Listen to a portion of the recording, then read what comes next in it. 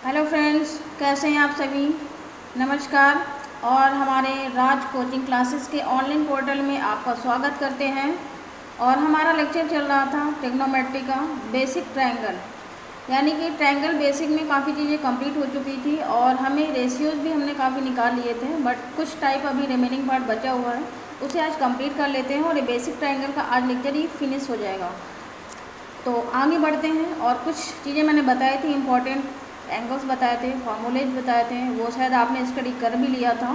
तो हमें अप्लाई करना है कैसे क्वेश्चन में आते हैं, और 2-3 टाइप बचे हुए हैं और ये एंगल का पार्ट आपका कंप्लीट हो जाएगा। तो प्लीज़ हमारे चैनल्स को बहुत अच्छे से सपोर्ट भी किया है लोगों ने, और भी अच्छे से ऐसे ही आप शेयर करते रहिए और आगे, ताकि हम आपको इन्फॉर्मेशन, न्यू इन्फॉर्मेशन जो भी अपडेशन हो आपको उसका लिंक प्रोवाइड हो सके। तो सब्सक्राइब करिए, लाइक करिए, कमेंट करिए। बेहतर इन्फॉर्मेशन के लिए बहुत बेस्ट प्लेटफॉर्म है online study and online digitalisation बहुत तेज़ी से बढ़ रहा है। तो प्लीज़ हमारे चैनल्स को लाइक करें, सब्सक्राइब करें। तो आगे बढ़ते हैं।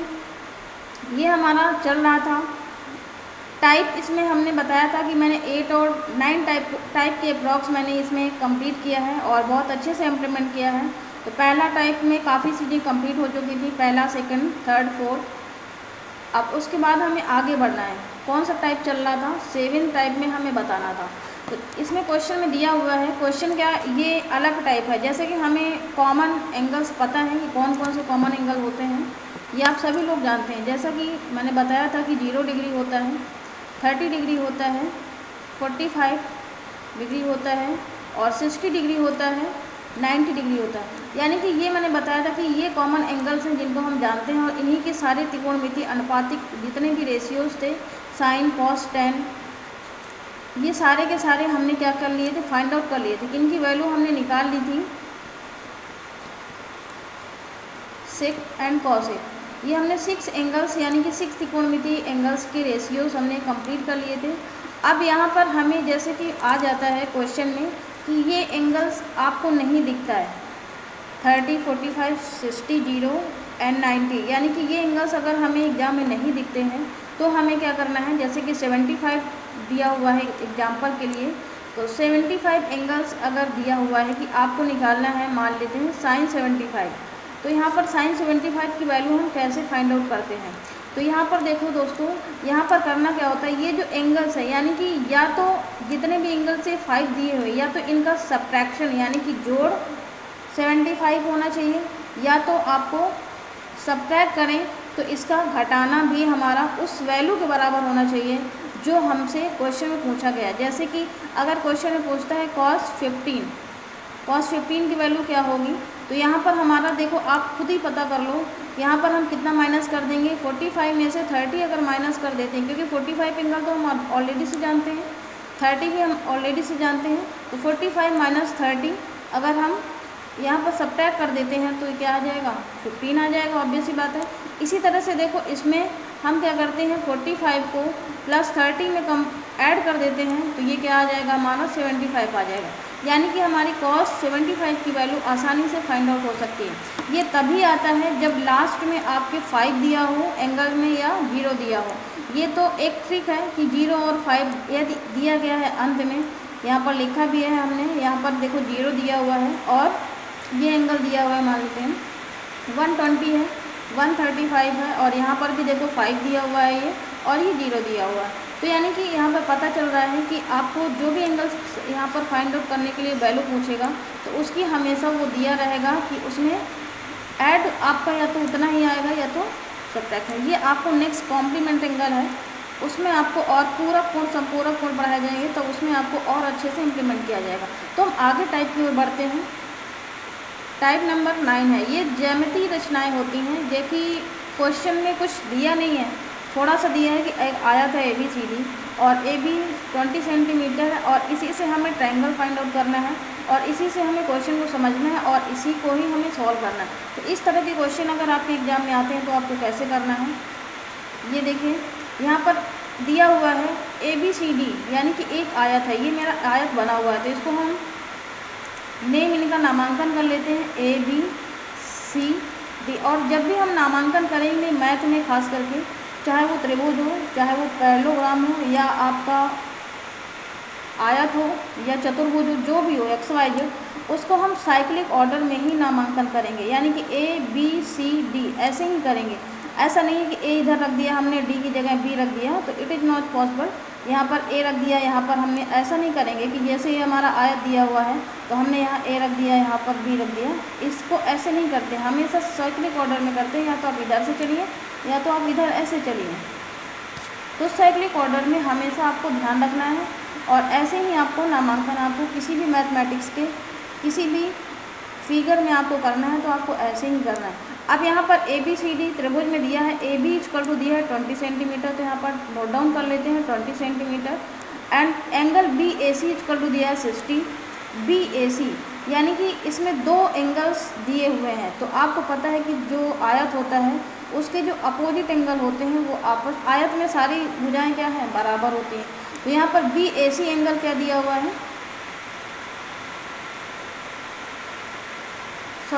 आयत में आप आमने सामने की जो साइड होती हैं बराबर होती हैं। जैसे कि AB अगर हमारी है तो ये BC भी हमारी 20 सेंटीमीटर होगी। और हमसे क्वेश्चन में पूछा गया है BC की लंबाई, तो यानी कि ये BC हुआ, BC और AD की लंबाई हमारी इक्वल आनी चाहिए। तो यानी कि BC जो दिया है उसकी हमें फाइंड आउट करना है। BAC एंगल हमारा दिया हुआ है 60 डिग्री। कौन सा एंगल है, BAC, यानी कि इतना एंगल केवल दिया हुआ है। सॉरी, यहाँ पर थोड़ा सा मिस्टेक हो गया है। यहाँ पर ये BAC यानी कि ये एंगल जो दिया हुआ है वो 60 दिया हुआ है। तो आपको दिख रहा है यहाँ पर कितना त्रिभुज दिख रहा है, एंगल BAC। ये त्रिभुज आपको इतना हम यहाँ पर अलग बना लेते हैं, ऐसे हैं और ऐसे हैं, यानी कि इतना ही दिया हुआ है। ये हमारा दिया है क्वेश्चन में 60 है और ये 20 सेंटीमीटर। अभी हमें इसकी जो लंबाई है वो नहीं दिया हुआ है, इसको हम A लेते हैं और ये B है और ये C है। तो आप देखो यहाँ पर कौन सा ऐसा रिलेशन लगा है। अब यहाँ पर एंगल हमें ये A दिया है, एंगल के जो सामने की जो साइड होगी वो क्या कहलाएगी, लंब कहलाएगी। ये क्या कहलाएगा, आपका कर्ण कहलाएगा। और ये AB क्या होगा, ये आधार होगा। तो यहाँ पर आप सोचो कि हमें लंबाई निकालना है लंब, यानी कि BC निकालना है। हमें क्या निकालना है, यहाँ पर से BC निकालना है।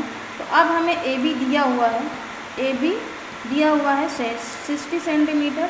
तो आप सोचो आधार और लंब में कौन सा ऐसा रिलेशन होता है जो मैंने बताया था आपको त्रिकोणमितीय अनुपात में, तो उसमें से आपको निकालना है। तो यहाँ पर देखो tan 60 अगर हम लगाते हैं तो लंब बटे आधार होता है, ये सबको पता है कि लंब बटे आधार होता है। तो लंब हमारा अभी आपको फाइंड आउट करना है, तो यहाँ पर हम लिख देते हैं BC। आधार हमारा दिया हुआ है 20 सेंटीमीटर और tan 60 की वैल्यू कितनी होती है दोस्तों, √3 होती है। तो √3 हो जाएगा BC/20। तो यहाँ पर हमें BC कितनी वैल्यू निकल के आ जाएगी, 20√3 सेंटीमीटर, यानी कि हमें यही फाइंड आउट करना था। तो BC होता है AD, यानी कि अगर AD भी क्वेश्चन में अगर कहता कि हमें AD फाइंड आउट करो तो आपको AD भी ये किसके बराबर हो जाएगा, AD के, क्योंकि आयत में सामने सामने की भुजाएं जो होती हैं वो आपस में बराबर होती हैं। तो पहला क्वेश्चन ये टाइप 9 का पहला क्वेश्चन पार्ट क्लियर हुआ होगा। सेकंड क्वेश्चन की ओर बढ़ते हैं। यहाँ पर दिया है 20 सेंटीमीटर भुजा वाले चतुर्भुज में 60 के 2 कोण दिए हुए हैं, विकर्णों की लंबाई ज्ञात करनी है। यानी कि इसमें भी नामांकन कर लेते हैं कुछ इस तरह से, A B C D। इसको हम ये पॉइंट जो हमारा मिल रहा है इसको O मान लेते हैं। 20 सेंटीमीटर भुजा वाले समचतुर्भुज में 60 के 2 कोण दिए हुए हैं, विकर्णों की लंबाई ज्ञात करनी है। यानी कि हमें AC की लंबाई बतानी है और DB की लंबाई बतानी है। अब यहाँ पर ये O जो पॉइंट दिया हुआ है, तो यहाँ पर पहले क्वेश्चन में एंगल बना लेते हैं कि एंगल कैसे फाइंड आउट। दो विकर्ण यानी कि दो समचतुर्भुज। अब समचतुर्भुज की प्रॉपर्टी क्या होती है, गुण उसके क्या होते हैं कि ये आपस में समचतुर्भुज में सारी भुजाएं क्या होती हैं, बराबर होती हैं।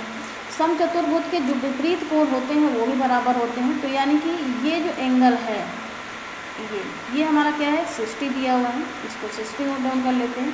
तो जब ये एंगल बराबर है एंगल A तो एंगल यहाँ पर लिख देते हैं, एंगल ए यानी कि कोण ए बराबर होगा कोण सी के, तो यहाँ दोनों कोण क्या हो जाएंगे 60 के होंगे। कभी ऐसा नहीं होता है कि एंगल अगर ए बराबर है एंगल डी के, तो ऐसा नहीं होता है समांतर चतुर्भुज में। और ये भी एंगल हमारा कितना होगा 60 ही होगा, ठीक है। अब इसके बाद क्वेश्चन में आगे बढ़ते हैं। यहाँ पर क्वेश्चन कह रहा है कि विकर्णों की लंबाई बताना है, इतना याद रखना है हमें। अब यहाँ पर देखो इसी त्रिभुज में इसी समचतुर्भुज में देखना है आपको कि आप जब विकर्ण एक दूसरे को काटते हैं यानी कि AC और BD, तो जब दोनों विकर्ण को समद्विभाजित करते हैं तो ये जो एंगल बनता है ये कौन सा एंगल होता है 90 डिग्री के एंगल्स बनते हैं। यहाँ पर कितने डिग्री के बनते हैं ये तो आपको प्रॉपर्टी में याद करना पड़ेगा, हालांकि मैंने लिख भी रखा है, आपको अगर नज़र पड़ रही हो यहाँ पर लिखा है कि प्रत्येक कोण के विकर्णों को समद्विभाजित करें। अगर प्रत्येक कोण यहाँ पर समद्विभाजित करता है तो 90 डिग्री के सम्मुख कोण समद्विभाजित करते हैं। ये भी हमारे क्या है 90 डिग्री है, यानी कि सम्मुख कोण ये भी आल्सो ये भी हमारा समद्विभाजित करेगा, तो ये 60 है, तो ये कितना हो जाएगा 30 हो जाएगा। तो इतना त्रिभुज केवल हमें लेना है, कितना लेना है यहाँ पर। अब देखो ये त्रिभुज कैसा बना है, यहाँ पर हम अलग बना लेते हैं, ऐसे हैं और ऐसे हैं, थोड़ा सा सॉरी यहाँ पर से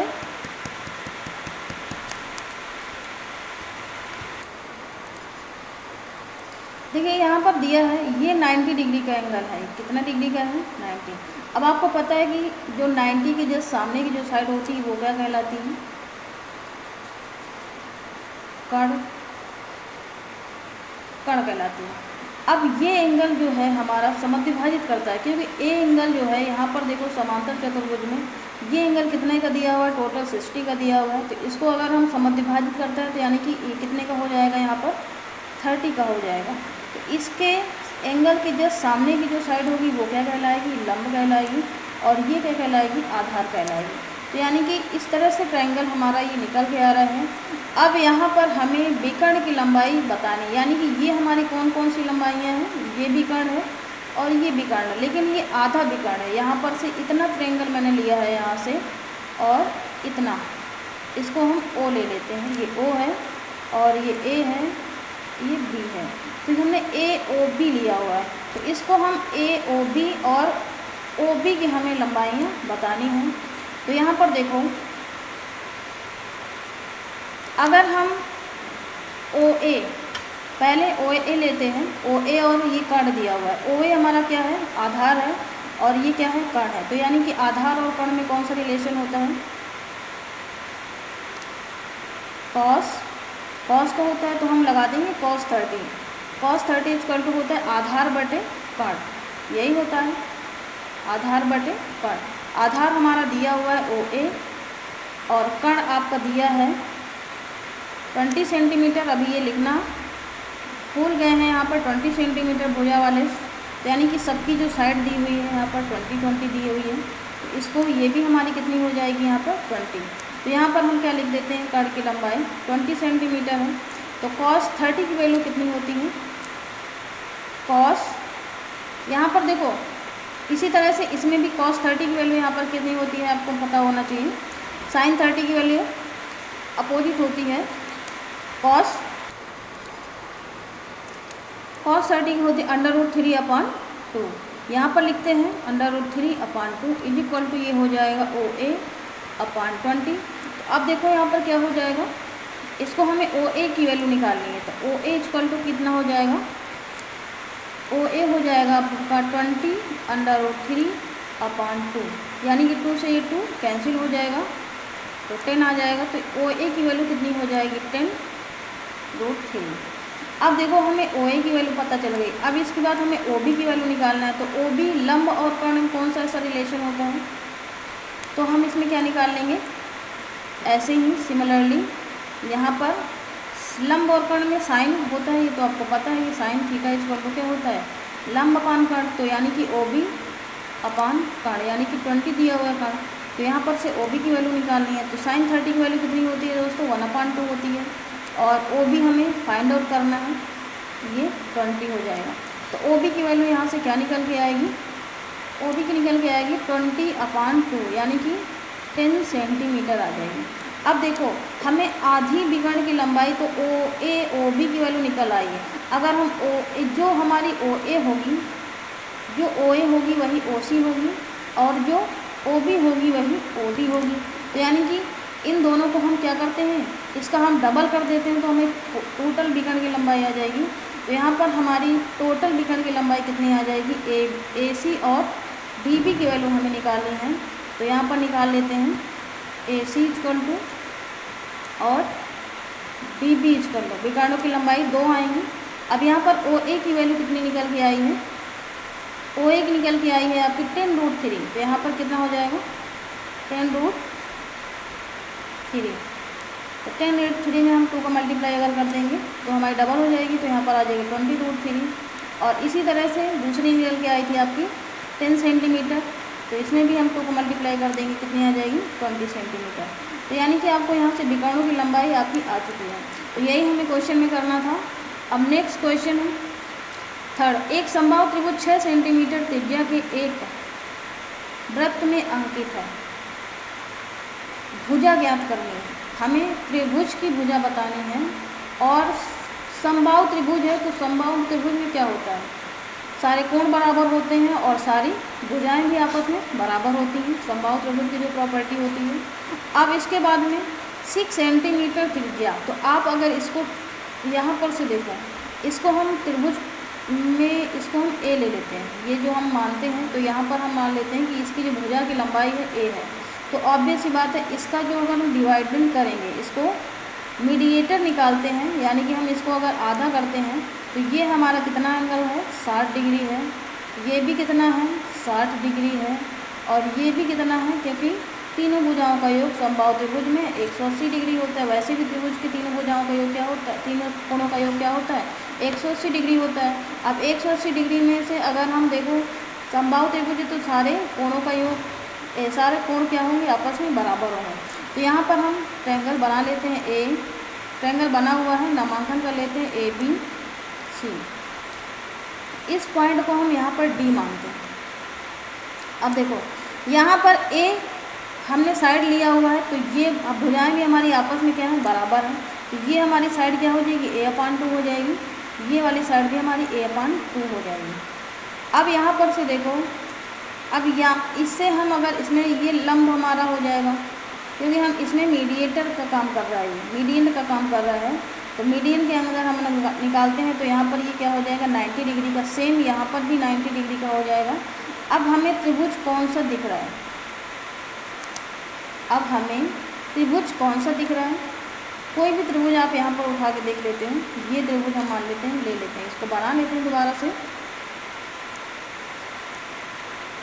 इतना त्रिभुज हमें लेना है, यहाँ से ले करके ये पॉइंट हम मान लेते हैं यहाँ पर ओ है, और इतना त्रिभुज हमें निकालना है, तो यहाँ पर इतना ही बनाना है, ये एक छोटा सा ये है और ये है।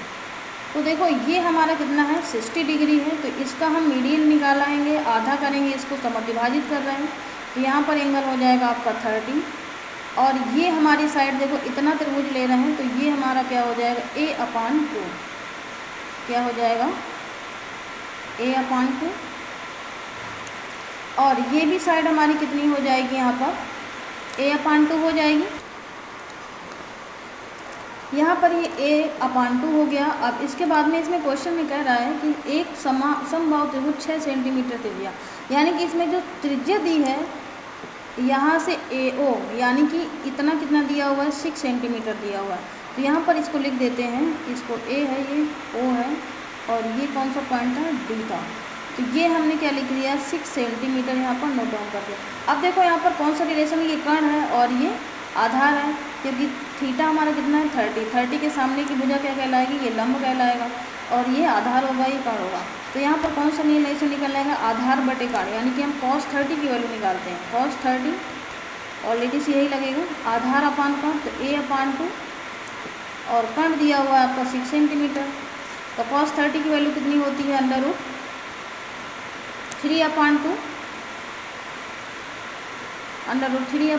इक्वल टू ए अपान ये कितना हो जाएगा 2 × 6, तो ये हो जाएगा a अपान 12। हमें a की वैल्यू फाइंड आउट करनी है, तो यहाँ पर कितना निकल के आएगा देखो, a अपान 12 इज इक्वल टू, इसको हम ऐसे लिख देते हैं 3/2। a की वैल्यू आपकी निकल के आती है 12 × √3/2। 2 से ये कितना हो जाएगा, तो 6 × 12, तो 6√3 सेंटीमीटर आ गई इसकी वैल्यू। तो हमारी a की वैल्यू कितनी आ गई दोस्तों, 6√3, जो कि हमें यही फाइंड आउट करना था, क्योंकि समबाहु त्रिभुज में क्या होता है, तीनों भुजाएं बराबर होती हैं, तीनों कोण बराबर होते हैं, तो यानी कि जो इतनी भुजा होगी ए बी होगी, वही ए सी होगी, वही ए डी भी होगी। तो ये हम क्या लिखते हैं, यहाँ पर ये हमारा क्वेश्चन यहाँ पर सॉर्ट आउट हो गया। नेक्स्ट टाइप की ओर बढ़ते हैं। टाइप 9 है ABC हमें फाइंड आउट करना है। क्या करना है, ABC फाइंड आउट करना है, और ये क्वेश्चन दिया हुआ है। यहाँ पर से देखो, जो मैंने ये क्वेश्चन आपको पहले भी टाइप में करवाया था, जिसमें A और B की वैल्यू फाइंड आउट करनी थी, तो वैसे ही क्वेश्चन है, इसमें कुछ भी नहीं करना है, बस हमें क्या करना है, जैसे कि हम नोट कर लेते हैं साइन A + B - C = 1/2। अब देखो 1/2 साइन में इसको हम पूरे को क्या ले लेते हैं, इसको हमको एज ए थीटा ही इसको मानते हैं। तो यहाँ पर क्या हो जाएगा, साइन A + B - C, अब ये थीटा ही तो है, इसको ABCD कुछ भी लिख सकता है। तो ये किसकी वैल्यू होती है, साइन 30 की वैल्यू होती है। तो यहाँ पर क्या निकल के आया, साइन 30 यानी कि 30 कट गया, साइन कट जाएगा, तो A + B - C = क्या हो जाएगा 30, यानी कि ये इक्वेशन हमारी आ चुकी है। दूसरी इसी तरह से क्वेश्चन दिया हुआ है, cos B + C - A = 1/2 दिया हुआ। तो यहाँ पर भी क्या निकल के आएगा, cos B + C - A = ये 1/2 cos में किसकी वैल्यू होती है, cos 60 की वैल्यू होती है।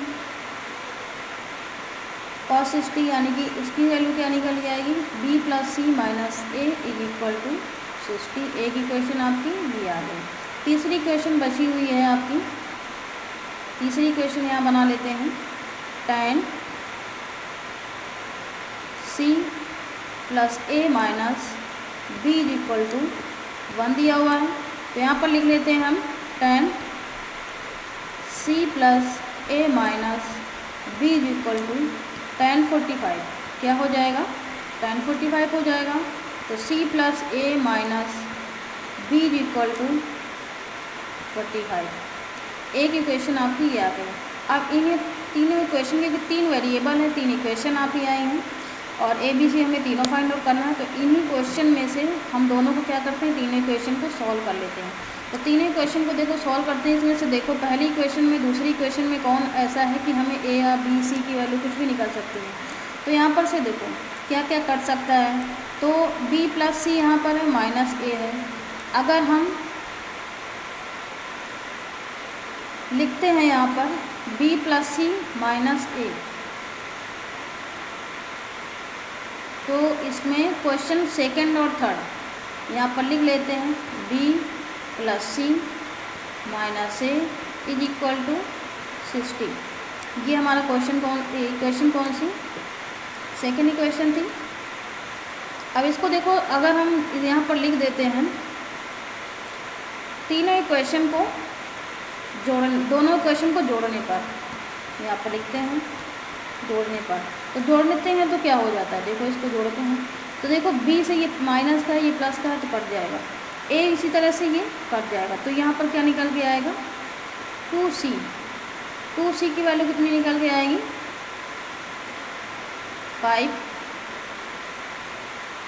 105, यानी कि C की वैल्यू आ गई हमारी 105/2। ये हमारी क्या आ गई, C की वैल्यू आ गई। जब C की वैल्यू आ गई है तो हम क्या करेंगे, इसमें रख देंगे तो आ जाएगी। यानी कि इसी तरह से हमें इक्वेशन पूरी सॉल्व करनी है। कि अगर हम इसको फर्स्ट को भी अगर सॉल्व करते हैं, फर्स्ट को और थर्ड को, तो भी हमारी वैल्यू आ जाती। तो अब सी की वैल्यू आ गई है, तो सी की वैल्यू हम किसी क्वेश्चन एक में रख देंगे तो 2 रिलेशन आ जाएंगे। जब 2 रिलेशन आ जाएंगे तो हमें तीनों वैल्यू आपको मिल जाएंगी। तो इसी तरह से अब आप इक्वेशन आप सॉल्व कर सकते हो। तो ये हमारे 9 टाइप क्लियर हो चुके हैं। अब हमें अगले टॉपिक में जंप करना है। और यहाँ तक आपको लेक्चर समझ में आया होगा आई होप। और प्लीज़ हमारे चैनल्स को आगे बढ़ाएं और शेयर करें ताकि हमारे चैनल में जो भी नया अपडेशन हो आपको लिंक उसकी मिल सके। तो thank you so much. Wish you all the best. जय हिंद, जय भारत।